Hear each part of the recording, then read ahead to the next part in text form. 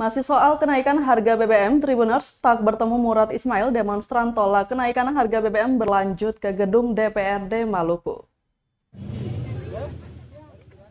Masa aksi tolak kenaikan bahan bakar minyak atau BBM pada akhirnya tak bertemu Gubernur Maluku Murad Ismail, Senin 5 September 2022. Demonstran tolak kenaikan harga BBM dari Pergerakan Pemuda Islam Indonesia atau PMII Cabang Ambon itu bertemu Kabid Kewaspadaan Nasional dan Penanganan Konflik M. Syukur Asel. Usai di kantor Gubernur Maluku, masa aksi kemudian berlanjut ke gedung DPRD Maluku di Karangpanjang, Sirimau, Kota Ambon sekitar pukul 12:30 siang. Sebelumnya puluhan masa aksi itu demo menolak kenaikan BBM sekitar pukul 11 siang. Ketua Umum PMII Maluku, Marwanti Tahelu, menilai kebijakan kenaikan harga BBM ini akan sangat berdampak bagi perekonomian di Maluku.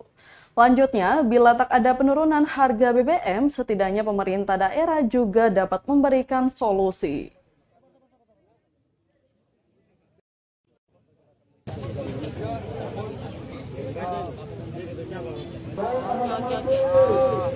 TNI juga sudah siap.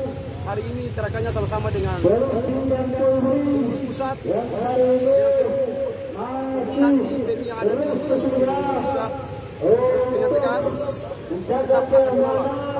Kalau tidak bisa menolak, maka kami akan meminta untuk sekiranya ada solusi dari pemerintah provinsi, Dewan Perwakilan Rakyat Provinsi untuk sama-sama memberikan solusi untuk mengimbangi apa yang ditetapkan oleh negara itu kenaikan BBM supaya apa tidak ada penyimpangan di dalam negara.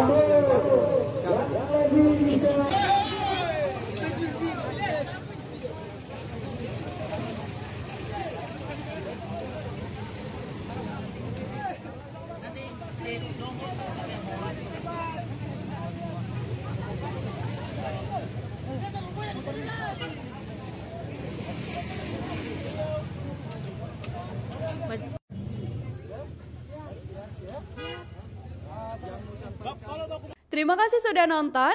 Jangan lupa like, subscribe, dan share ya.